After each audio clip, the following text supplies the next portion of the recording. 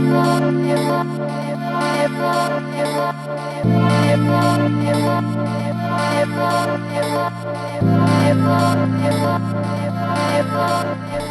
guys, I'm back with another podcast episode for you. This episode I think is really important.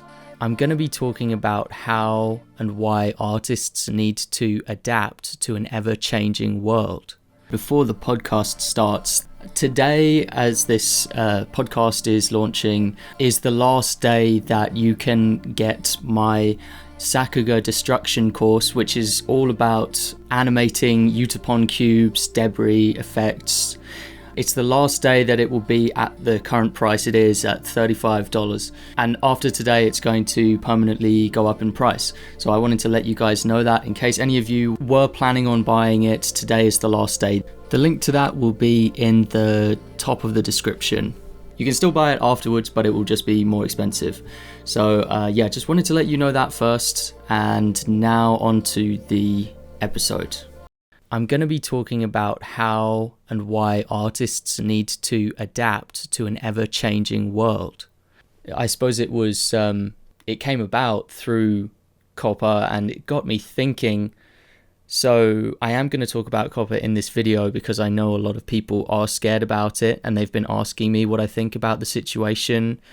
They're looking for advice, they're looking for support, emotionally, and I'm not going to get into too many specifics about it because the information that's coming out about it keeps changing and being updated. So maybe even just weeks from now or even days from now, the information we have today could be outdated, I should say.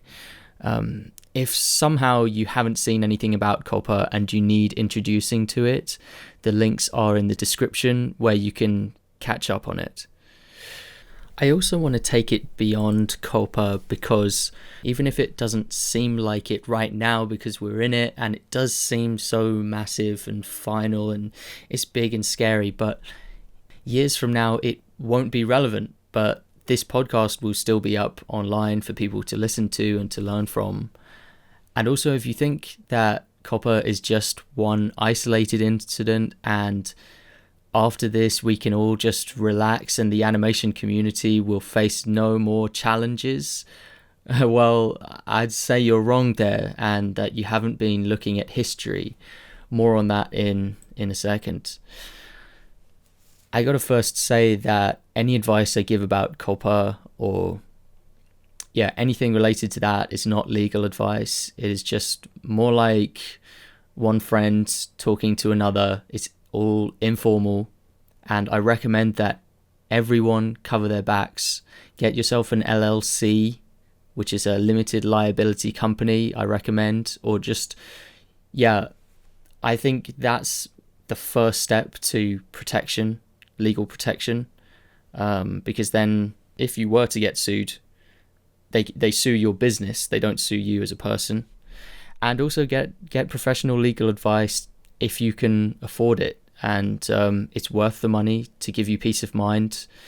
That's certainly what I'm going to do, even though I don't think I will be badly affected by COPPA, at least not directly. I will be indirectly, of course, because it affects everyone indirectly, at least. But it's still worth doing just to give you peace of mind so that you can sleep at night. And if you're absolutely broke, then there are some free legal resources online. There are lawyers who have YouTube channels who are very kind in giving out free information and advice about this. Just remember that the internet is international, so the law isn't localized to your country. If you are getting legal advice online, the law might change depending on what country you're based in. So now, anyway, on to talking about the broader topic. I want to make this more about this topic of adapting to an ever-changing world. So I touched on earlier how history shows that we're going to keep on having challenges, and that's okay, because Every industry has its challenges. Everyone has their ups and downs. It's a fact of life. It's a thing that happens when you're alive. So the important thing is to just have a kind of stoic attitude about it, and to be calm, but also be switched on, be alert. So anyway, I'll get into these now.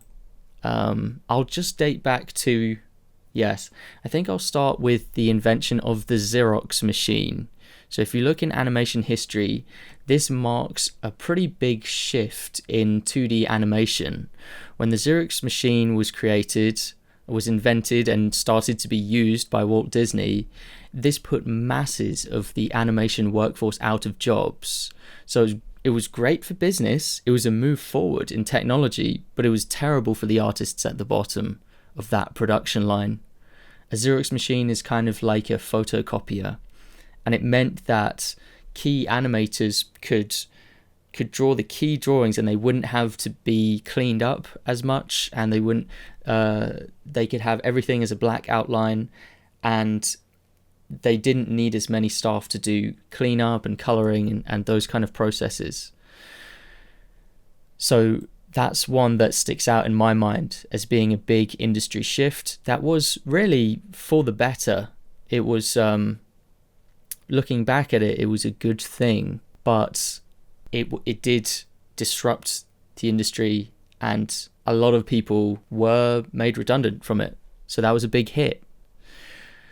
Fast forward a little bit, we have Pixar, we have people like Ed Catmull developing 3D animation, the 3D animation revolution that came after that, Toy Story. So massive titans of the animation industry, Disney Pictures, DreamWorks, they set a trend in Hollywood cinema saying that basically they chose to have 3D over 2D. And really, if you think about it, it's hard to have both going at the same time. That's just not very effective, so they kind of had to choose one, I think. But of course, I disagree with their decision. If you look at something like The Prince of Egypt, how beautiful that film is and how timeless it is, that will always look beautiful. The Prince of Egypt will always be just excellent in quality. If you look at Shrek or something, Shrek is great, well-written storytelling, but the visuals are dated now. So anyway, I disagree with that, but it happened. The 3D animation revolution happened. Again, we have a lot of the 2D animation workforce. Some of them changed, and they actually changed to become 3D animators. And some of them went into other things, went into advertisement and other industries. And I think probably the 2D animation industry got smaller. A lot of them went into TV animation. You can see that with animators like James Baxter, legendary animator, and he worked in television more because that's an industry where 2D animation was still doing better than 3D animation. And then you had some who, I don't know, maybe changed careers completely, but it made a big change, and it was a big knock to 2D animation. It was enough of a knock to 2D animation to make some people think that 2D animation was dying, or at least get that in their heads, put the doubt in their heads. I strongly disagree with that, but it had to be quite a big change to create that impression. Let's fast forward again onto the internet era, when animation was happening on the internet, but before YouTube. The big site for animation was Newgrounds. Long story short, Newgrounds was a safe haven for animators. It had everything animators could want, but because Newgrounds stood by their philosophy of freedom of speech, Google deemed it unfit for advertisement and decided to starve Newgrounds of its revenue. That's taking a very big, complex story and just making it very in a nutshell. So that, again, you had a migration of animators. A lot of them moved to YouTube because they just couldn't make any meaningful revenue on Newgrounds. And you probably had some who were unwilling to do that, and maybe they quit or were put off to the point. I don't know. I didn't know any that quit from it. I don't think it was that big of a deal. But it certainly impacted online animations, web-gen animators, I suppose you could call them.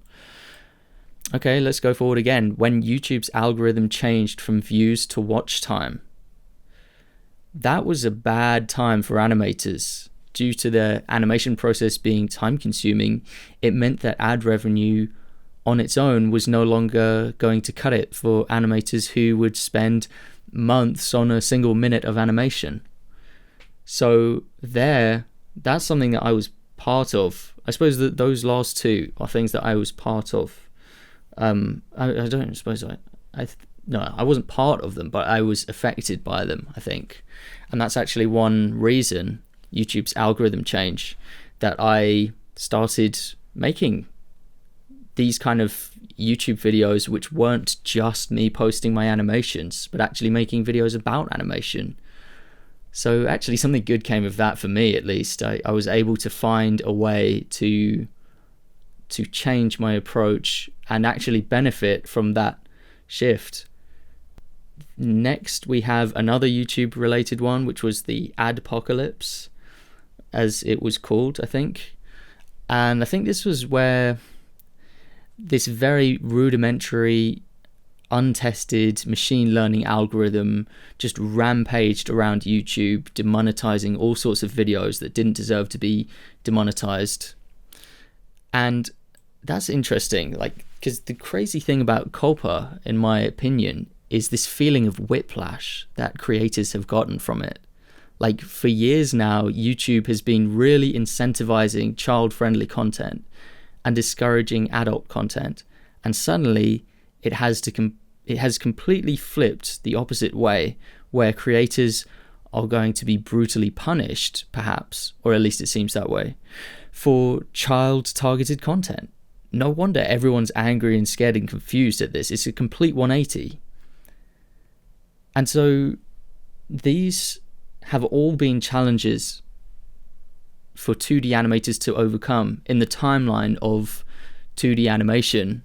I'm sure there were more dating back before that. I mean, if you look at traditional 2D animation, their technology was so much more difficult to use.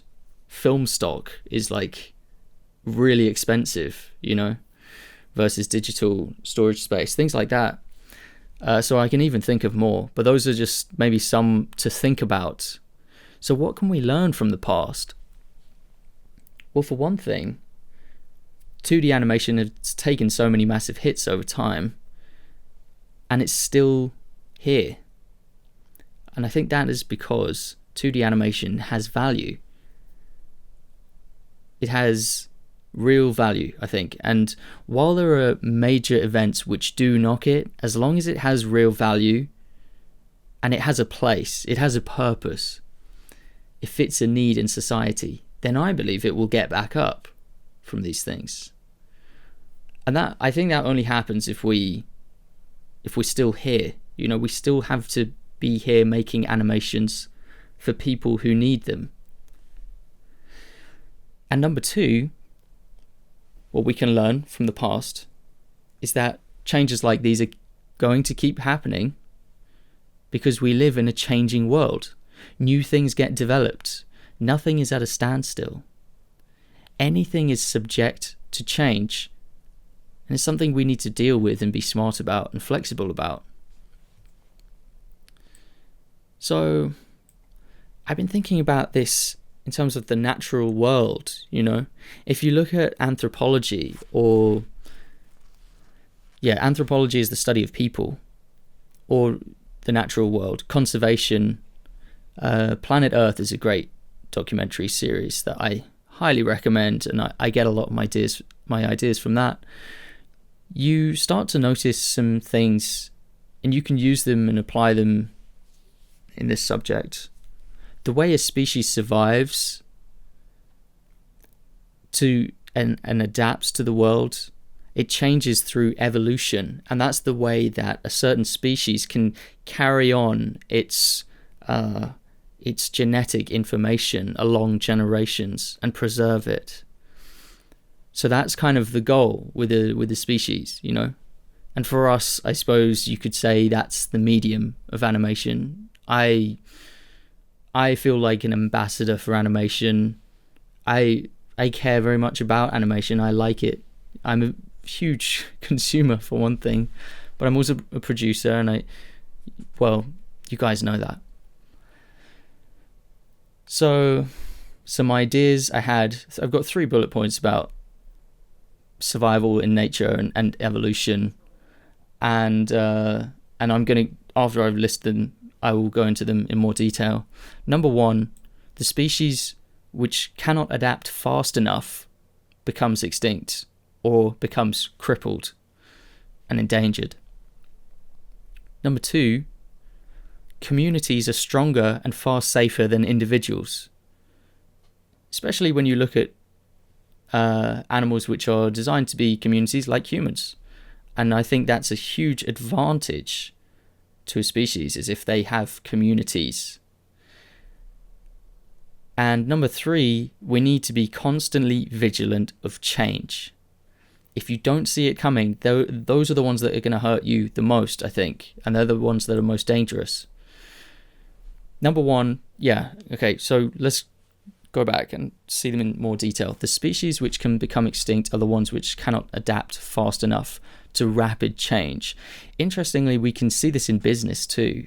And in business, we can see that it doesn't matter how big your company is. If you are unable to pivot from a market disruption, you can die. Look at Blockbuster. Look at Kodak as examples of massive companies which could not pivot in time to the change in their industry. Blockbuster was replaced by a better service, which was Netflix. Kodak was replaced by digital.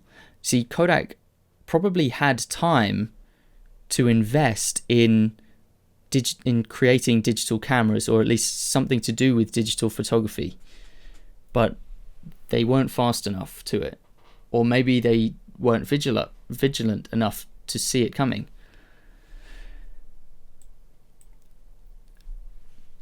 A pivot as well in business, a pivot often doesn't mean completely uprooting your business, but it could mean making 1 or 2 tactical changes to the way you do things. Like if we apply this to animation, for example, you could choose to invest more time and energy into promoting your work on another social media platform. It isn't entirely changing what you do, but it is a tactical maneuver that can ensure your prosperity. Or it could be something like choosing to move your subject matter away from from privately owned IP and copyright properties. If you make game parodies, for example, that's a little bit unsafe, and maybe you want to actually work hard at investing in some original IP which you own. Just an example. There's plenty more examples I could go into, but those are the 2 that came to mind. Coming together as a community, there's strength and safety in numbers. The way we come together as a community is by helping each other. Some ways you can help each other are, as animators, you can refer clients to your animator friends. I sometimes do this. If a client comes to me and I'm fully booked, I will send them to one of my friends who's looking for work.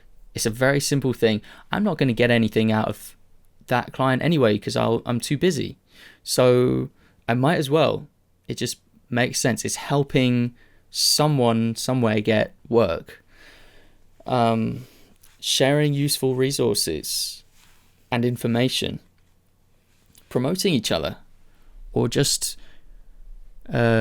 being there as a friend, being there for moral support with your fellow animators, say encouraging things, that goes a long way. These are ways that we can help each other and come together as a community. They range from very big things that you can do to just small everyday things. And yeah, coming together as a community, this is one reason why I'm really thankful that we have such a great community of people over on Animator Guild community, our Discord group and our second channel. And I see the effect that it is having every day. Even on a small level, I've put questions about software and things in the public chat and received a response back within seconds. So it's very powerful to have a community like that. And I think everyone benefits from that.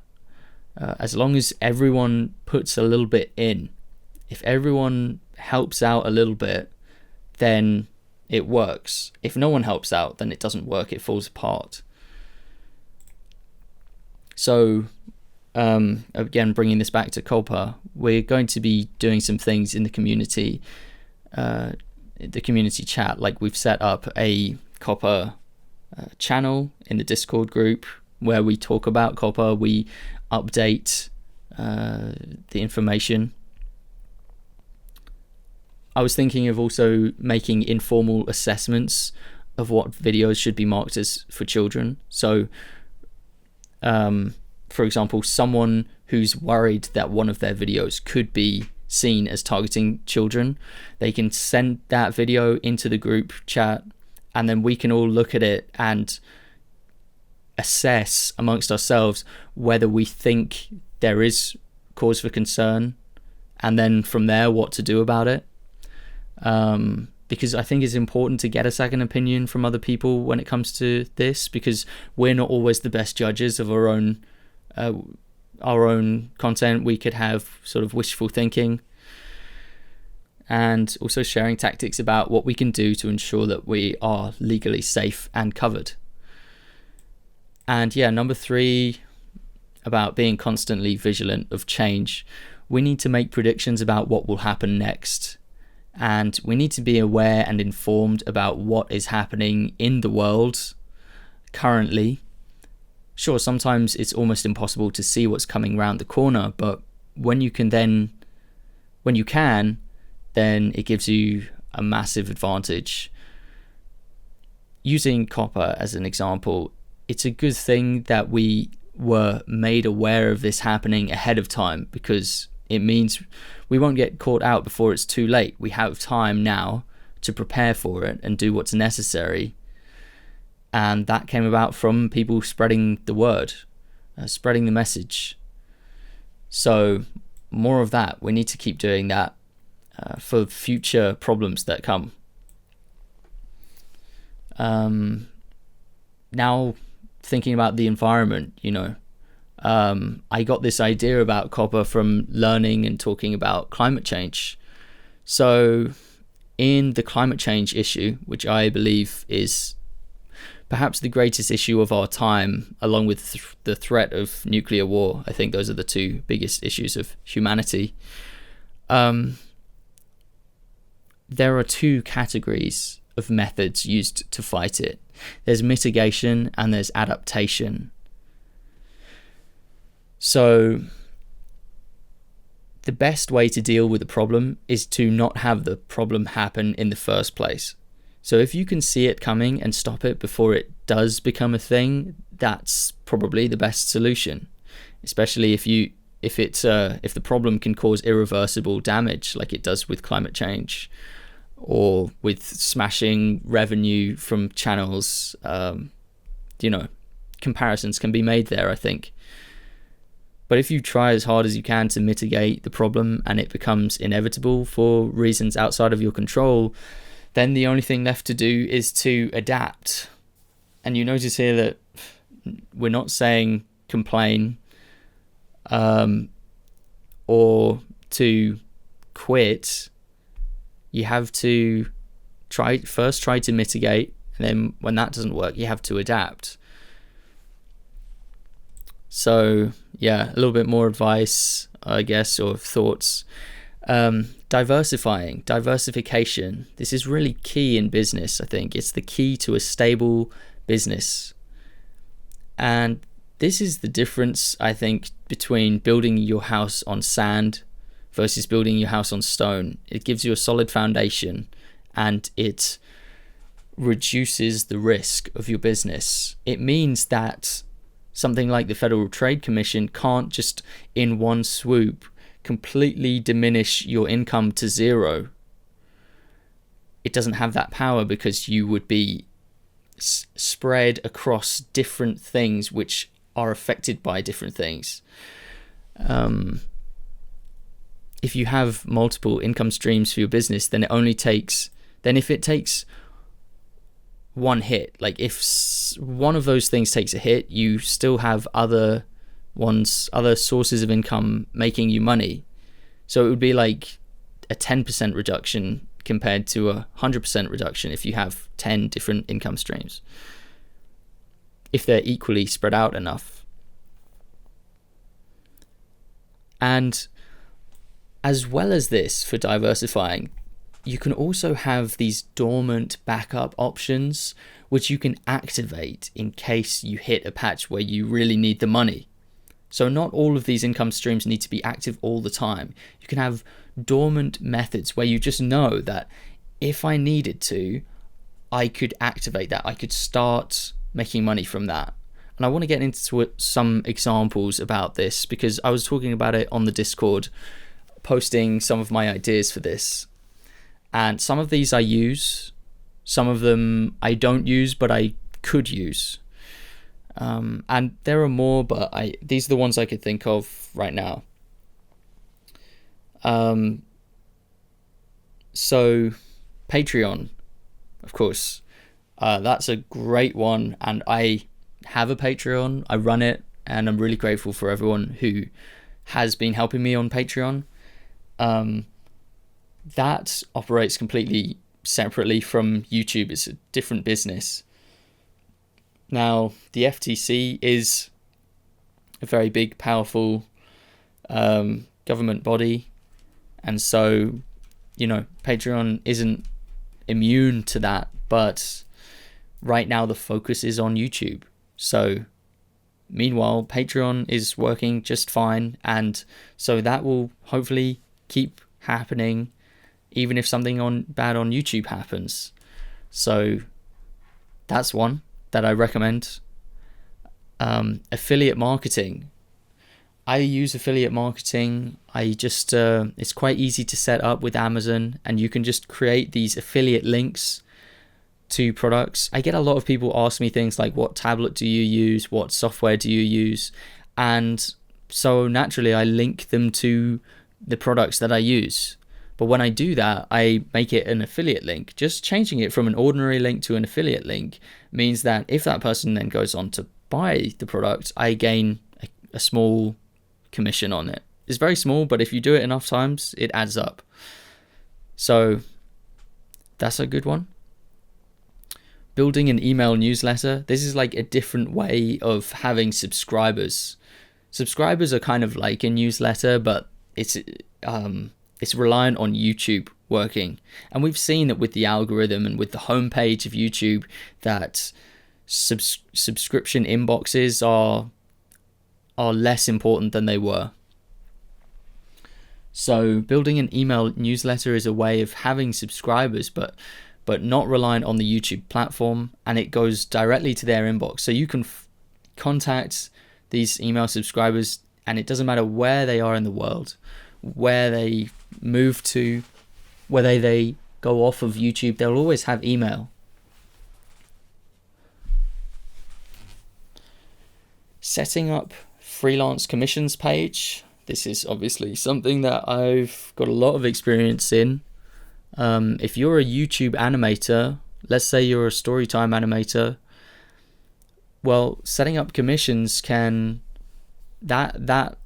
has nothing to do with YouTube income, and it's a way that you can make money from your animation skill. So that's an option.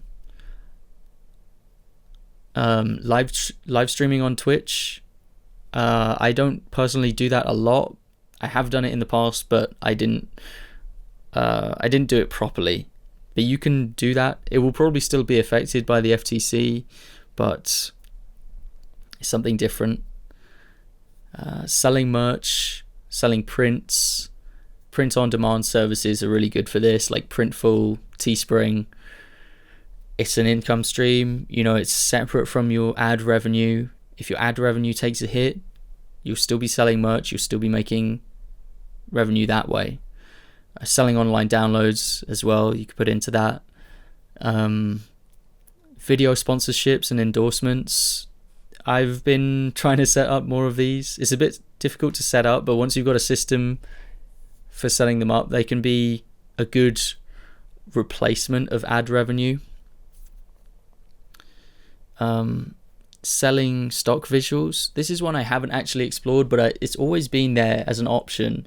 As someone who creates visuals, you can sell them to stock websites. Well, you actually put them on stock websites to be bought by people. And the idea is that you put them on this marketplace and people can buy a license to use it. And every time they buy a license to use it, you get money sent to you. So you're basically selling the same footage again and again and again instead of a commission. And that's a lot more scalable, but it's a little bit difficult because you don't know what is going to be popular with people. And a lot of the time what is popular is kind of weird, like maybe unexpected. Like all those images you see of like a man in a business suit at a laptop with his hands on his head, just clutching his head, that's a stock photo. Someone's taken a photograph of that with the purpose of selling it multiple times and distributing it on a website like Shutterstock. Envato Market is another stock website that does everything stock related, stock audio, visuals, websites, everything.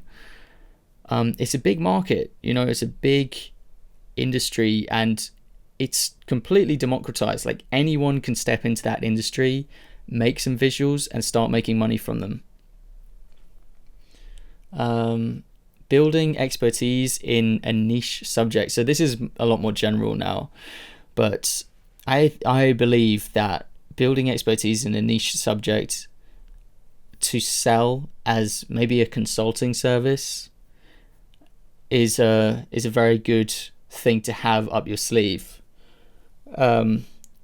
So consulting service is basically you're using your knowledge and experience to help someone who's going through something, and it's usually applied to business, but it can be applied to pretty much anything. If you're an expert in something and someone needs that expertise, they can just hire you per hour to hand over that expertise to them and to be a decision maker for them and give them advice.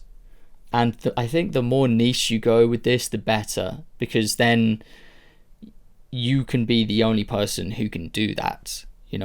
Like for me, I think like one of the things I get hired to do as a consultant is animation training and animation pipelines. So explaining how a production pipeline in 2D animation works, what softwares to use, and in what order and in what way. That's something I can do. I know all about that, and there are people who want that, who need it to train their teams or to train students. Kind of in the same vein is school tuition.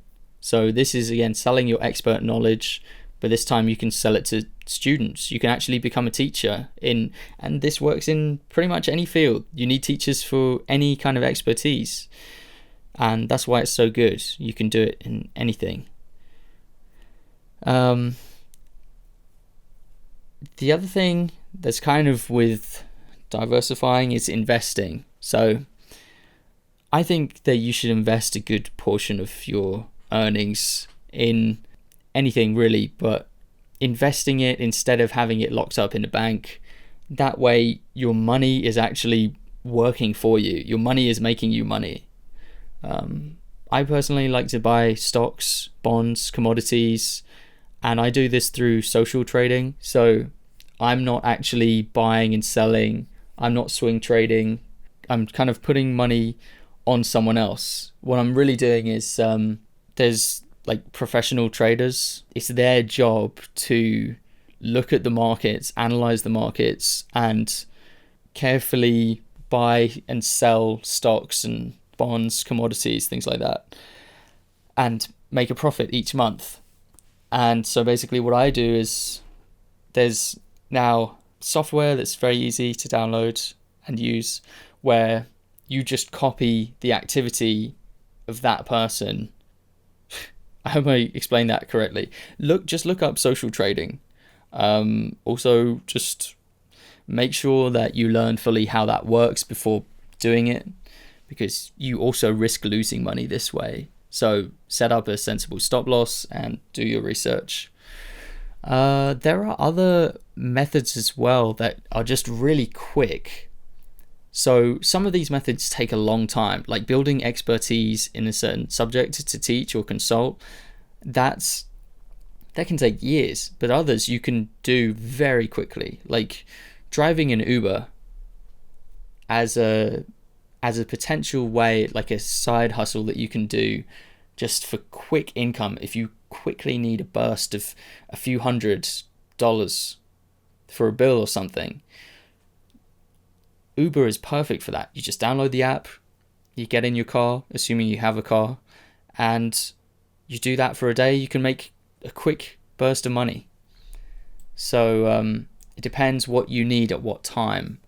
I think that it's important to invest in these long things that take a long time, like investing in expert skills. Yes, it takes longer, but that means that you're set up for life. Like once you have it, you are set. But it's also just good to have these short ones that you can step into very quickly, just in case you need that.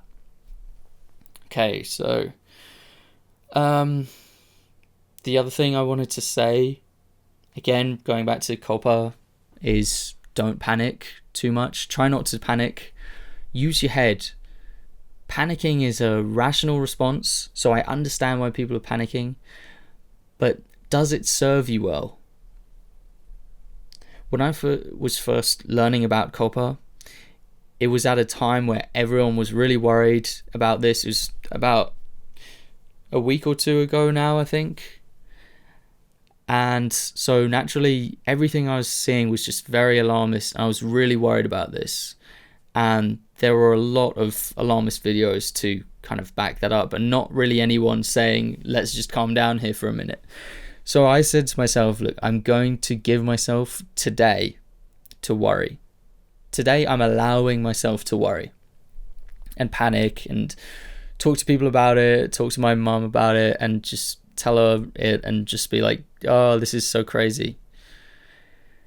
And then after today, I'm done with worrying. I'm just going to take action.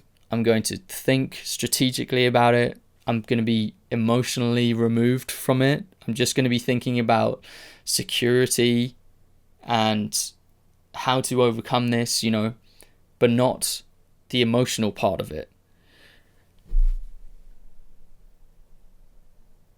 Because after that, there's nothing more, like after I've taken action, when there's nothing more I can do for myself and for others, I'm just going to sit back and relax, because the rest of it is out of my control. I can only be worried over the things that I can control. And past that, once I've done everything in my power to make sure that I'm safe and doing what I can, then you gotta just relax. It's completely wasted energy to worry about something that you can't control. And I think the same goes for complaining. It's soothing to complain. It's instinctive to complain, but it doesn't actually help you or others. So give yourself a little time to complain. Just let it out so it's not pent up inside you, because that could be bad for you. And then once you've done that, once you've had a little complaint, then move on from it. Like, be done with it. Go back to being a cold calculating machine who gets things done. That's what I try to do, at least. I don't know. I try to be a bit mechanical about it. You can't just, putting emotion into everything. It's exhausting, and it doesn't always get good results. Put emotion where it counts, make a story and put loads of your emotion into the story. And also understanding people's intentions. A lot of people are really confused about it. They're getting mixed signals. They don't know what to think about this. What I'm thinking is I'm trying to understand people's intentions, and I think that is where you can figure out a lot. Once you know the information that's happening, from there to make predictions, I think you can find out a lot by seeking to understand what a person gains from something. So think about it in that way, I think, and that can help you. I think it really helped me with understanding the COPPA situation and predicting what would happen next, I suppose, and thinking about how worried should I be about this? Am I going to be affected? For example, like I noticed at COPPA's press release, the guy who was doing the press release, he used some pretty alarming, violent imagery in his analogy of shooting fish in a barrel, the fish being YouTubers. I mean, shooting fish in a barrel. Why did he choose that analogy? That's the kind of analogy that makes people really scared. He's a big, powerful, the FTC is a big, powerful entity. Why would they use that on small YouTubers? And I think it's because the FTC wants to scare YouTubers into compliance. This is just my opinion. I don't have anything to back this up. It's just what I'm thinking here. But I think that's the FTC wants YouTubers to be scared so that they comply, so that they take it seriously and they monitor themselves. It makes sense, right? And it worked. It sure worked for me. That was scary when they said that. But at least I'm aware of its effect on me, and I'm aware that it was most likely deliberate. And that also makes me think the opposite, which is that it's a little bit of a bluff. It's not completely a bluff. Like, there's still danger, of course, but they are flexing their muscles. They want you to be scared. And so it's a little bit inflated, I think. People have taken that clip of the guy saying that and panicked. And that's understandable. That is understandable. But just maybe keep things like that in mind. Think about YouTube as well. Really, at the moment, YouTube wants YouTubers to protest. They want to direct all of that back at COPPA. So it's also kind of in YouTube's interest for people to be scared, which is kind of sick when you think about it. I'm still working on it. I'm still thinking about it. I don't have all the answers, but this is kind of my process. Sorry. I think of what people stand to gain from something, what people want, and if you can work that out, then you can kind of get a clearer picture, maybe. I don't know. It's just what I'm throwing in there. Okay, I'm gonna add some more information in here just in case some people need it repeated for them. I just want to make very clear that the number one priority when it comes to COPPA is making sure you're not going to be sued. That's the main thing that everyone needs to look out for.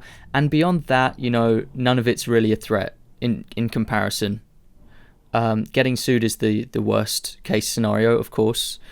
And so you just need to make sure that doesn't happen. If you're not yet an LLC company or a business. If you don't have a business set up a business. That way they won't sue you personally, they'll sue your business.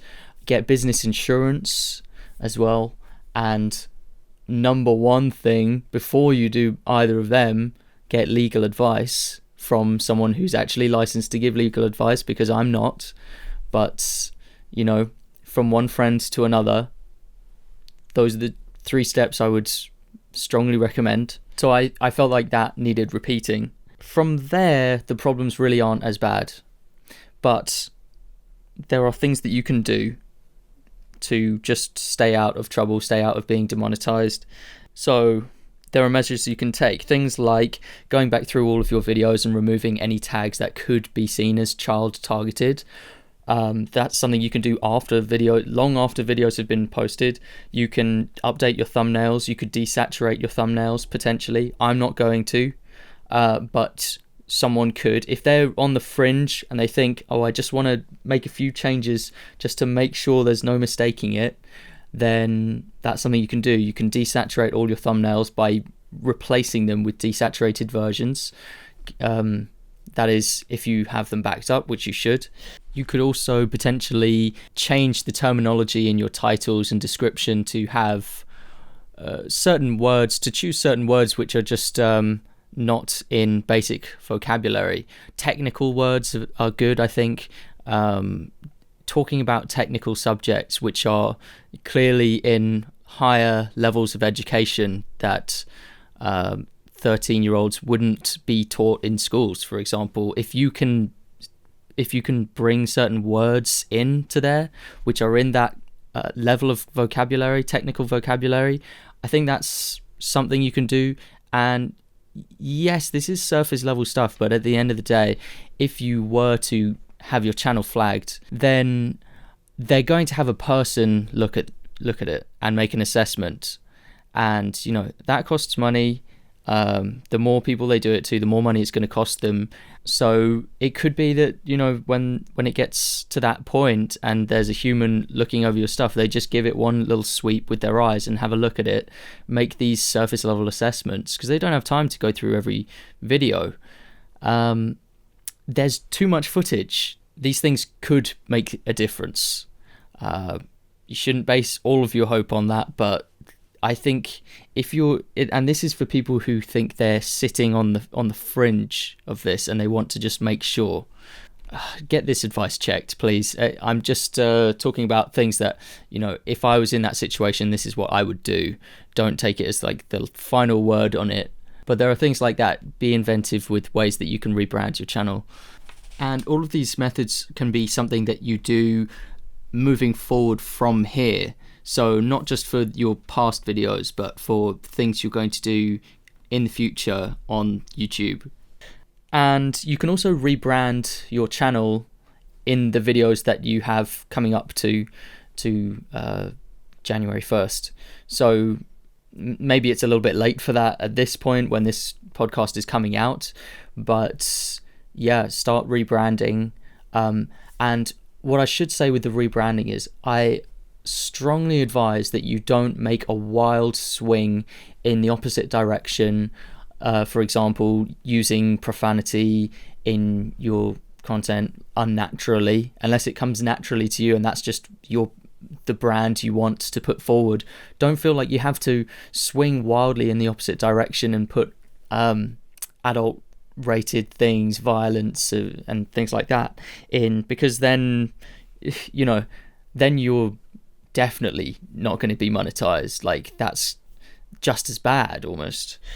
I've also heard a lot of people talk about switching platforms, that they're going to up and move to another platform like Vimeo, Newgrounds. If you want to, you can. I think that's a bit drastic. I don't think that will be needed, but if you want to do that anyway, you can. What I think is that it's good to be on Newgrounds, it's good to be on Vimeo as well as YouTube, because just the more people that see it, the better. It doesn't take much longer time to upload to a few other platforms just to spread your videos as far as they'll go. And that's just smart anyway. That's what I do with my animations. I don't put my video content on Newgrounds because it's not suitable for what they want, but I always put my animations, my finished animations, on Newgrounds anyway. So do that anyway, you know, like it shouldn't be just because of COPPA that you decided to start putting your animations up on different platforms. I don't know. I think you should still use YouTube, because I think YouTube will survive this no problem. It's massive. YouTube is enormous, and there are no competitors that are a threat to YouTube right now that I can see. None. So I really do think that YouTube will survive. You just got to realize the scale of YouTube, I think, to understand that. That's my opinion. Could be wrong, but that's what I think. So yeah, and you know, end the year with a bang, I'd say, and do loads of content, make loads of stuff. Why not? Before the trouble sets in, you might as well. I think from what I've been seeing in the chat, a lot of people who really it's not going to affect them. It just doesn't look that way. They are still freaking out about it. Like it's just everyone's freaking out about it, whether they target children or not. They believe it could affect them, and it's going to be a lot more specific than just general animators, from what I can see, that is. And you know, there's different levels it could turn out as. It could turn out as a complete false alarm. It could turn out as not being as bad as what it was predicted. It could turn out as being as bad as predicted, or it could turn out as being worse than predicted. Have a plan for each one.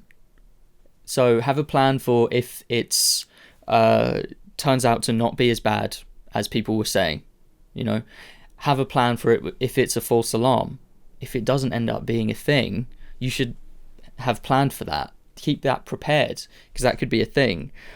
Or if it's worse, definitely prepare for that. You know, you want to hope for the best, prepare for the worst. And, you know, with most of these problems, there's usually there's opportunities that come out of it. I remember seeing someone, this is kind of unrelated, but I met a guy once who was about, I think he was like 16 years old, and he had made a very successful company from giving legal advice to companies. I think it was like consulting and legal advice to companies during the time when GDPR laws were coming in, and all the companies had to update their legal contracts to state when they were collecting data on customers and users. GDPR, look it up. It's a thing that happened a few years ago. You'll remember that pretty much every company under the sun had to update their terms and conditions. So he massively profited off of a big shift where everyone was really upset by this thing that happened, and he saw an opportunity there. So just, I mean, you either see it or you don't. He saw it. He saw the opportunity, but you know, it's just a good time to keep a lookout for these things. And in case it wasn't obvious from the rest of this podcast, I'm not put off by this. I'm not going to slow down. I am more motivated than ever. I was operating at 100% before, and now I'm in overdrive. You know, I'm determined. I'm making more content than ever before. I'm starting a podcast right now. This is probably going to be episode 2 when it comes out. Continuing with the videos, making online courses. I'm doing loads of stuff. And so I suggest the same. You know, why slow down? And look, I want to be here for people who are struggling more with this than I am. So if you have any questions that you think me specifically, if you think I can answer them for you or help you with it, leave them in the comments. But really go to the Discord group, and I'm going to try and focus my efforts there. And yeah, ask questions. And it would be great if we got some people coming into the Discord group who know more about it than me and can provide solutions and can console people and help them to overcome this. That would be amazing. But I'm not really interested in people who are whinging about it. It annoys me, frankly. All right, I think I've said enough about that. Okay, well, we've got some time left on the clock on this episode, so I think I'm going to take the opportunity to answer a couple of questions that you've sent in to me. I've picked out two here which I think are loosely relevant to the subject matter that we're talking about here, about adaptation, about adapting ourselves and changing over time. So Prince F. Rajaseka, sorry if I didn't get that right. He asks me, what do you think you will be doing in your 50s? Sub-question, in brackets, I ask this because animation is a very time-consuming and painstaking task. Are you planning to do the same thing over and over again for the rest of your life? It seems like he's kind of preparing, like he's expecting that my answer will be no, that I'll want to change, because he's listed a reason that maybe I wouldn't. First of all, I hope I'll be alive in my 50s. That would be great. So far, so good. And yeah, I hope I'll be alive in a secure position with my family, maybe with a family of my own, hopefully, by the age of 50, and doing something creative for sure. Past that, I really can't tell. By the time I'll have been in my 50s, I'll have been alive for twice the length that I am alive now. So things can be quite different, or they could be quite similar. I don't know. I'm planning on jumping from strength to strength, of course. That's been my approach up until now, and it's worked well for me. So I certainly do not want to remain in the same place I am now. I want to keep getting better. I keep wanting to move on to things that I think are better, of course, and just riding that up and up and up. So when I have a success in one thing, I'll try a bunch of stuff, and then maybe I'll have success in one thing, and I'll use that success to find more successes, because I think that success is exponential in that way. And it just makes sense to do that. It's tactically what works. Every year I want to be better than the last year, and hopefully that will all compound and I'll be able to make some big splashes. That would be great. Animation is the roots and the trunk of a tree that is growing, I guess you could say, in metaphors.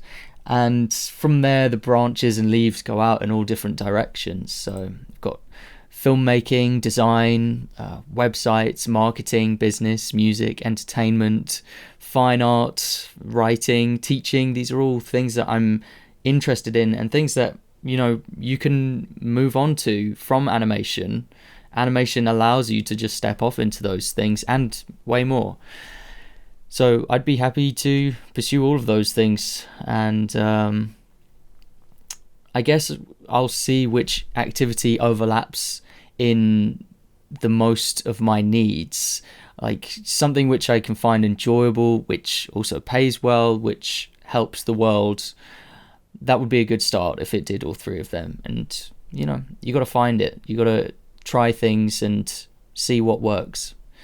And currently that thing is animation, and I know how to make animation tick all of those boxes. So next question, I've only got two here. Zesto asks, what do you tell people you meet who ask you what you do for a living? And do you ever plan to move on from YouTube? Okay, that's two questions, so I guess I'll answer both of them. When people ask me what I do for a living, I just tell them that I'm an animator. It's faster to say and easier to understand. I actually think I'm more of a general purpose animation producer than a pure animator. So in deeper conversation, I would say that I'm a freelance animation producer, or a generalist 2D animator, something like that. People usually like the response when we're in small talk. Let's say we're at a bar or something. I don't go to many bars, but that kind of thing, a social event.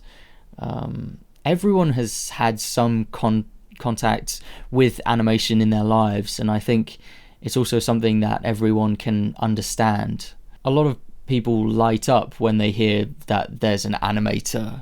They think, oh, animation, I know that, or like, oh, animation, I want to talk to this guy. It's not intimidating. I think everyone can approach that in some way. They can say, oh, I love Secret of Nymph, that's like my favorite childhood film, or something like that. They'll say something like that, and in that way everyone can connect with it, which is nice. Sometimes I adapt the approach. Like, I was at dinner once with a friend, and I just knew that he likes to party. He likes to go to parties. He likes music. So I told him about a particular commission that I worked on, where it was for Osius Klein, where we designed the visuals for a music festival, the kind of music visuals that could go with the music in a festival on a big screen. So then that way he could connect to what I was doing and understand it from that kind of point of view, and say, oh, okay, yeah, I understand that. I've been to these music venues, I've seen these music visuals that they have on in the background. Cool. So sometimes you have to adapt it like that, or you don't have to, but it can be nice to adapt it so that people understand in a way. Okay, the second part of Zesto's question was, do you ever plan to move on from YouTube? YouTube, I have no real internal loyalty to YouTube as a platform, so I don't really feel that. I do like the platform. I think it serves the needs of my channel very well, and it helps me to reach a lot of people who wouldn't otherwise know about me or have found out about me. And most importantly, it is an audio-visual platform, and that's what it's designed for. It's designed for audio-visual experience, film, essentially. It's got a 16:9 ratio, which I am very happy with. If you look at something like Instagram, I just don't think that a square ratio is good for film, or an oblong, a tall ratio, because of the way our eyes are. The way our eyes work, we have binocular vision that is panoramic. It's wide. So I just don't find that natural to work with. But maybe I would in the future, I don't know. But for now, I'm very happy with YouTube, and I don't really have a plan in motion to move on. But you got to think about the platform and what it's designed for, what the people who made the platform intended it for. For example, it wouldn't make sense for me to put all of my energy into a WordPress blog about animation, because WordPress isn't suited for animation. WordPress is for blogging, for written content. I do have the dream of making something for the big cinema screen someday, though. But I'm biding my time, playing the long game until the right opportunity comes along. Then I will give it my best shot. I'm waiting until everything aligns, but yeah, you bet I want to make a feature-length film in my lifetime. At least one, and hopefully if that one does well, then I'll keep making them. And that to me is the ultimate achievement of a filmmaker, really, and that's what gets you into the history books alongside the great filmmakers of the past. I feel like the feature film format on the big screen is what can connect you to historically the greats, all the way back to Chaplin, Hitchcock, Disney, etc. So, I would consider that a huge honor to be able to create, to be given the resources and the grounds to create a feature-length film. It's a big task. It's like, for a climber, you know, that's like going to Nepal and climbing Mount Everest. It's a big achievement. It's a big honor to do that. Or maybe K2 is a better example. I don't know. That's a harder mountain to climb. But you get the idea. It's like, it's a very big honor, big achievement, and I wouldn't waste it. I want to plan for it, and I want to get much better first, because as a feature filmmaker, you only get one shot. If your first film isn't good, if it doesn't work, as a director, it's very hard to do a second one. You need your first film to do very well to get the confidence of investors, or whichever way you're doing it. So those are my extra questions. I hope that's just added something else extra to this podcast. Tried to pick some that were in the theme, but I don't know. It was fun anyway. All right, last words to end this on. Join us on Discord, especially if you're someone who feels like you may be affected by COPPA. We have a channel on the Discord for that. But also, if you just want a place to chill and you're an animator or you're a creative person, everyone's welcome. And remember that if you were planning to get my Sakuga Destruction course on Gumroad, now is your opportunity to get it at half the price. So head on over to Gumroad if that's something that you want to get yourself before Christmas, or if it's something you want to gift to someone else. So the link to that is in the description for you. And stay positive, stay strong. Let's all come together. Nature has shown us that there's strength and safety in numbers. Let's come together and have each other's backs. All right, I'll talk to you again in the next one. Goodbye.